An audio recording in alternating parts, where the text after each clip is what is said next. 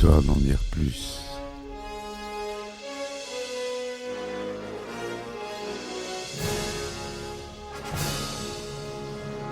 Eh ben attendez, on est en France. Allez, cul sec. Hop.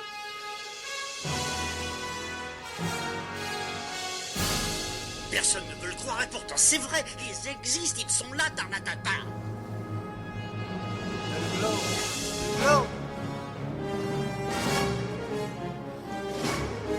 Il faut qu'on pète.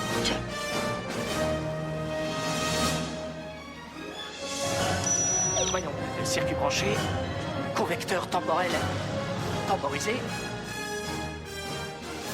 Bonjour, bienvenue sur Histoire d'en dire plus. Aujourd'hui, on parle d'un monument du cinéma, Le Petit Dragon, un acteur, réalisateur, producteur, scénariste, sino-américain, le célèbre Bruce Lee. C'est parti, mon kiki. Et oui, Bruce Lee,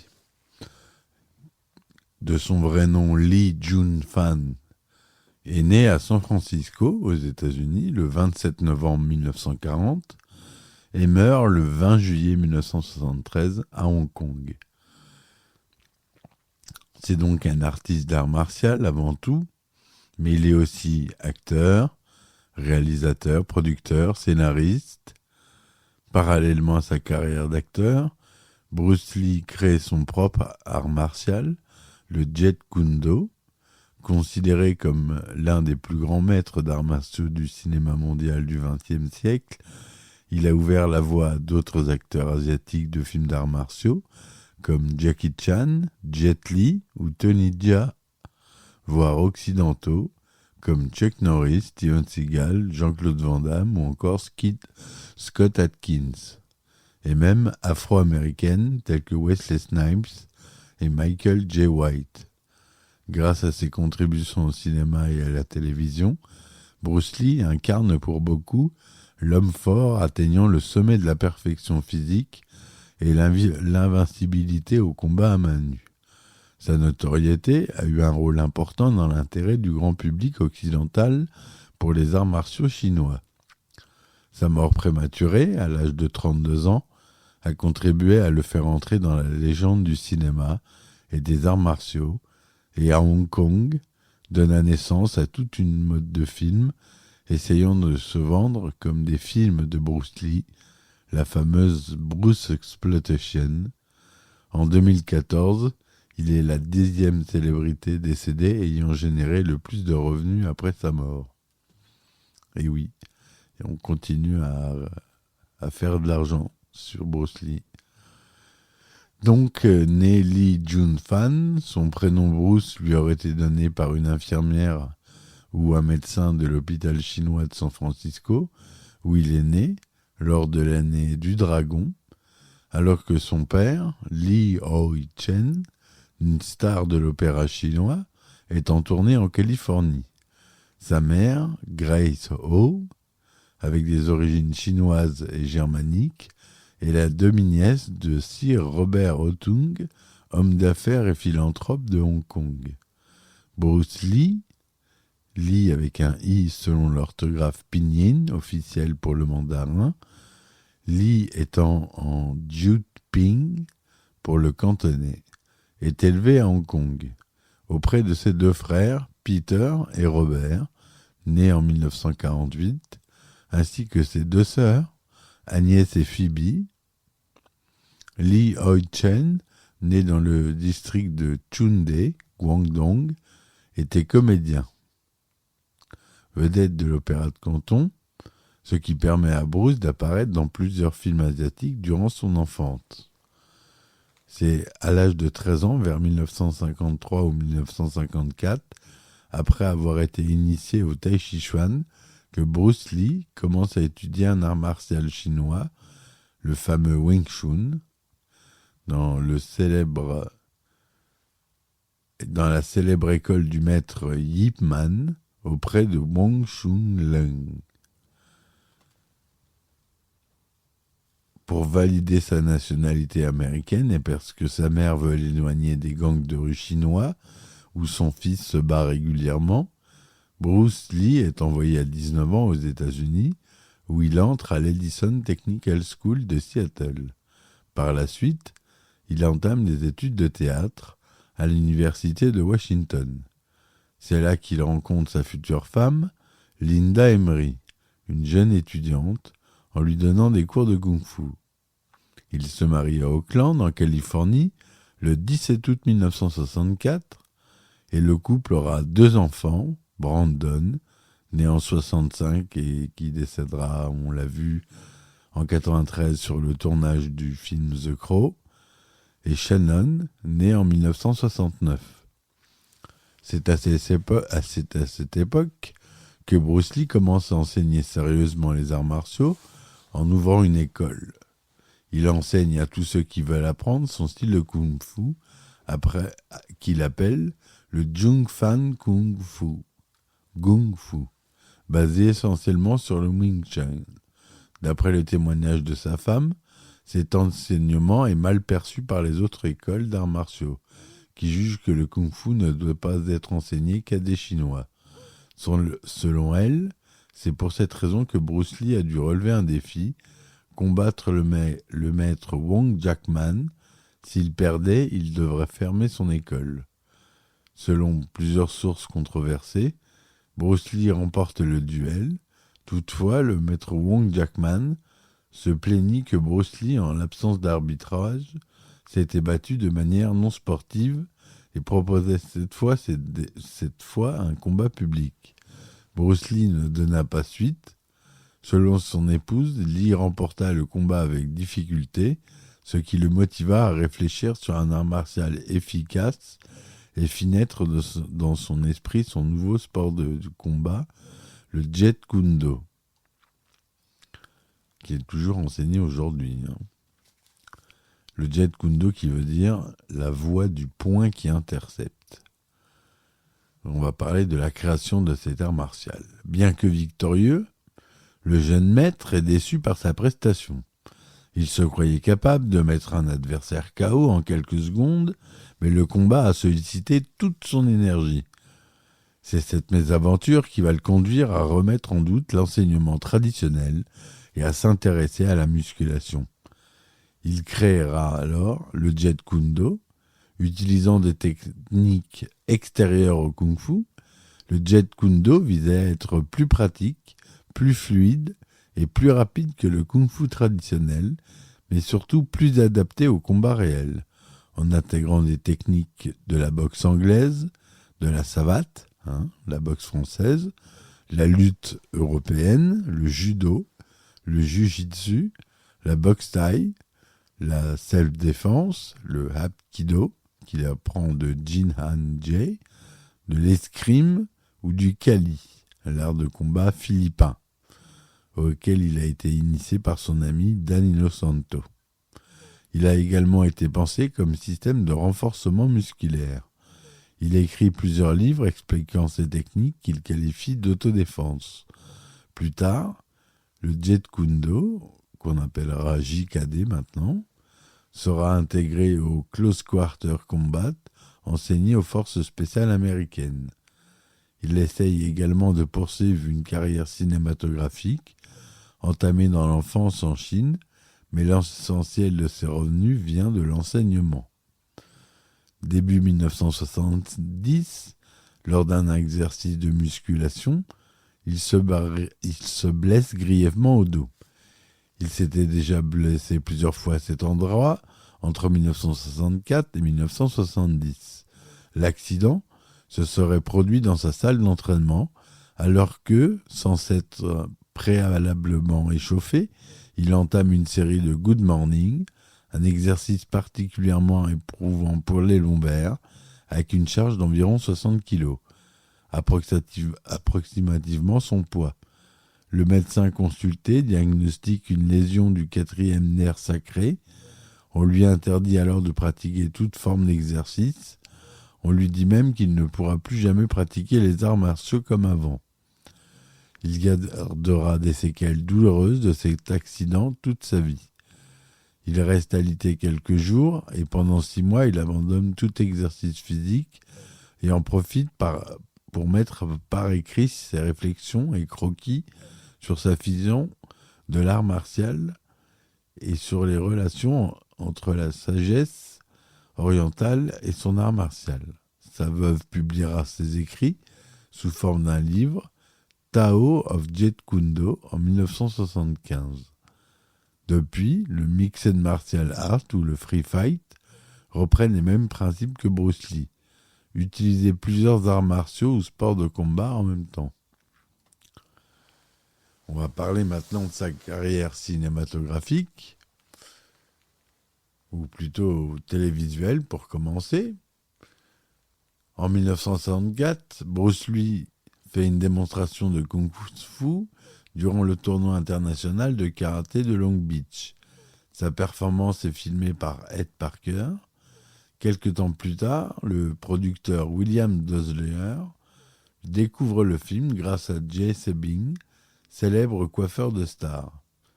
Début 1965, il est contacté pour passer le casting d'un projet qui ne se fera finalement jamais. Mais il obtient quand même un rôle, celui de Kato, dans la série télévisée Le Frelon Vert, The Green Hornet. N'ayant pas grand impact en Amérique, au bout d'une seule saison, de 66 à 67, la série s'arrête, mais la performance de Bruce Lee a tout de même marqué le public, et des stars comme Steve McQueen, James Coburn, Karim Abdul-Jabbar ou encore Roman Polanski deviennent ses élèves. Il fait 3 apparitions en tant que Kato dans 3 épisodes de Batman. Par la suite, le cinéma américain, acceptant mal les acteurs non blancs, sa carrière stagne rapidement. Il est cantonné à de petits rôles secondaires, L'Homme de Fer en 67, Blondie en 69, Sans fil à marier en 69, La valse des truands, et parfois juste chorégraphe des combats. Pour Matt Helm, Règle son compte et La pluie de printemps. Le coup le plus difficile à encaisser, c'est d'être écarté de la série The Warrior, rebaptisé plus tard Kung Fu, alors qu'il en avait écrit le synopsis, le rôle principal étant donné à David Carradine, un acteur qui connaît très peu les arts martiaux. En 1970, il subit une grave blessure au dos, provoquée par une surcharge de poids à l'entraînement.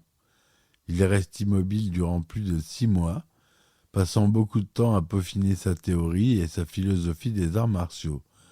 Après beaucoup d'efforts, il finit par se rétablir. Le risque de se trouver quasiment handicapé faisait partie du pronostic médical. Mais il gardera tout de même jusqu'à la fin de sa vie des douleurs régulières au dos. Pendant ce temps-là, du côté de l'Asie, la série Le Frelon Vert, rebaptisée The Kato Show, est un succès et le producteur Raymond Cho du studio Golden Harvest le démarche pour qu'il vienne tourner à Hong Kong par l'intermédiaire de l'actrice Liu Lianghua, épouse du réalisateur de la Golden Harvest Lo Wei, qui se rend à Los Angeles pour le rencontrer. En 1971, la carrière de Bruce Lee commence vraiment avec le film Big Boss, qui raconte les malheurs et la vengeance d'immigrés chinois en Thaïlande, ayant découvert le trafic de drogue dont est coupable leur employeur. L'acteur avait auparavant refusé une proposition de la Shaw Brothers pour se tourner vers la plus modeste Golden Harvest. Toutefois, le climat de tournage est difficile pour Bruce Lee en raison d'incompatibilité d'humeur avec le réalisateur Lo Wei, et seul le succès du film lui fera poursuivre sa carrière hongkongaise. La même année, il fera un retour rapide en Amérique pour tourner dans la série Long Street, où il joue le rôle d'un instructeur d'arts martiaux qui entraîne le détective aveugle Mike Longstreet, James Franciscus. En 1972, il tourne dans La Fureur de vaincre, le rôle d'un étudiant chinois qui revient à Shanghai pour venger la mort de son maître, le célèbre maître Guo, qui selon lui s'est fait assassiner par un traître. Ce film inspirera Fist of Legend de Jet Li. La même année, il tourne dans La Fureur du Dragon, premier film asiatique tourné en Europe, en Italie, où il joue le rôle de Tang Lung, un Hongkongais envoyé à Rome pour aider une famille d'une victime de racket. En 1972, dans le film Le Jeu de la mort, il interprète un champion d'arts martiaux qui doit affronter dans une pagode toute une série d'adversaires avec un style différent à chaque étage. Le dernier étant réservé au Jeet Kune Do pratiqué dans le film par son élève basketteur Karim Abdul-Jabbar. Bruce Lee interrompt le tournage pour se consacrer à la superproduction hollywoodienne de la Warner Bros. Opération Dragon, réalisée par Robert Klaus, dont j'ai fait le podcast hier ou avant-hier, qui fera de Lee une star internationale. Mais malheureusement, il ne verra jamais ce succès, car il meurt quelques semaines avant la sortie du film.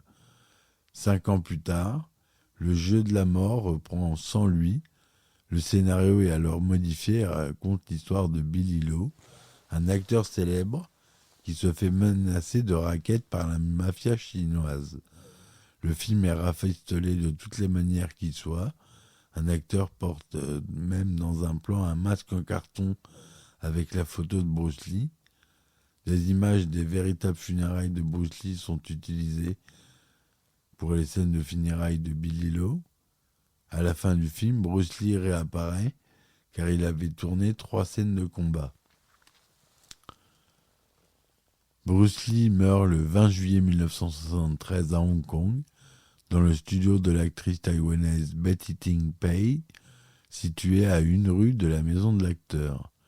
Raymond Cho, cofondateur des studios Golden Harvest, explique que l'acteur a pris un médicament, de l'équagésique, un mélange d'aspirine et de métrobramate, contre le mal de tête auquel il était très sensible. Il se déclare également personnellement effondré par la mort de Bruce Lee, un drame qui l'a amené à suspendre la préparation du Jeu de la mort, dernier film de l'acteur. D'après l'autopsie, la cause officielle de la mort est un œdème cérébral consécutif à une réaction allergique à un analgésique, un cas rare d'hypersensibilité à l'équagésique. Les rumeurs qui suivent sa mort, amplifiées à la suite de la mort de son fils Brandon, dû à un pistolet chargé accidentellement, évoquent différentes causes et motifs. Mafia chinoise et collusion avec Raymond Cho, son producteur de l'époque, milieu des arts martiaux surnaturels, prise de cannabis. 2 mois avant sa mort, il avait déjà subi une crise d'épilepsie avec perte de connaissance. Les céphalées qui ont motivé sa prise d'analgésique étant souvent présentes avant la rupture d'anévrisme. Le médicament lui-même ne pourrait pas être incriminé par ailleurs. L'œdème cérébral est classiquement lié à ces accidents vasculaires cérébraux, un AVC. Selon une autre théorie, avancée par le légiste Michael Hunter, Bruce Lee serait mort des suites d'un abus de cortisone que l'acteur prenait depuis 1970 après s'être blessé au dos au cours d'une séance de musculation. Dans une interview, son ami Chuck Norris raconte qu'en 1968, Lee s'était blessé au dos après avoir soulevé des poids de musculation. Il s'est ensuivi 3 semaines d'hospitalisation. Les médecins se demandaient même s'il pouvait remarcher un jour. À partir de cet événement, bien qu'il se soit rétabli rapidement de ses blessures, Lee avait régulièrement besoin de prendre des médicaments antidouleurs. Selon Norris, le jour de sa mort, Lee a eu de violents maux de tête. Il décida alors de prendre un autre médicament puissant pour ses douleurs, mais la réaction produite par l'administration simultanée de ces 2 médicaments provoqua un anévrisme qui le tua. En 2022, pour les médecins, il ne fait aucun doute, un œdème cérébral dû à une surconsommation d'eau a tué l'acteur. Il paraîtrait en réalité qu'il soit décédé d'hyponatrémie, une faible concentration de sodium dans le sang, qui peut être causée par une présence excessive d'eau ou de liquide dans le corps. Nous émettons l'hypothèse que Bruce Lee est mort d'une forme spécifique du dysfonctionnement rénal. L'acteur a dû être dans l'incapacité d'excréter suffisamment d'eau par son urine pour maintenir l'homéostasie, la régulation du liquide. Dans ces conditions, cela peut conduire à une hyponatrémie, explique l'équipe de recherche dans le Clinical Kidney Journal. Il est d'ailleurs mentionné qu'il avait adopté un régime à base de liquide, essentiellement composé de jus de carotte et de pommes, et d'une quantité astronomique d'eau. Il repose au cimetière de Lakeview à Seattle, aux côtés de la tombe de son fils Brandon, mort en 1993. Lors de ses funérailles, son cercueil est porté par James Coburn, Taki Kimura, Dan Inosanto, Robert Lee et Steve McQueen. Voilà ce que je voulais vous dire sur ce grand acteur qui nous a quitté beaucoup trop tôt, malheureusement, créateur carrément d'un art martial. J'ai adoré, Bruce Lee, c'était une idole pour moi, et je pense que les gens de mon âge aussi. C'est pour ça que j'ai commencé le judo et le jiu-jitsu, pour lui ressembler, et je pense que beaucoup de gens qui ont fait du judo dans leur jeunesse, qui ont mon âge, en ont fait à cause de lui et des films de Jackie Chan. Il y a des grandes chances.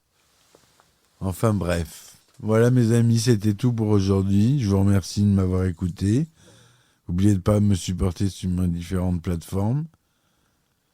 Je vous dis à très vite pour un nouvel épisode de Histoire d'en dire plus. Merci bien et ciao ciao.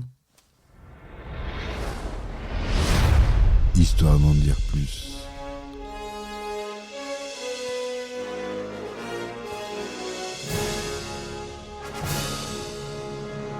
Eh ben attendez, on est en France. Allez, cul sec.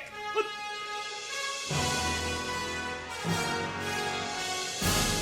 Personne ne veut le croire et pourtant c'est vrai. Ils existent, ils sont là dans la data.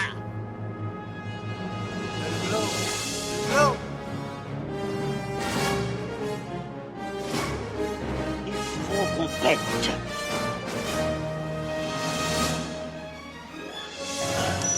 Voyons, le circuit branché, convecteur temporel temporisé,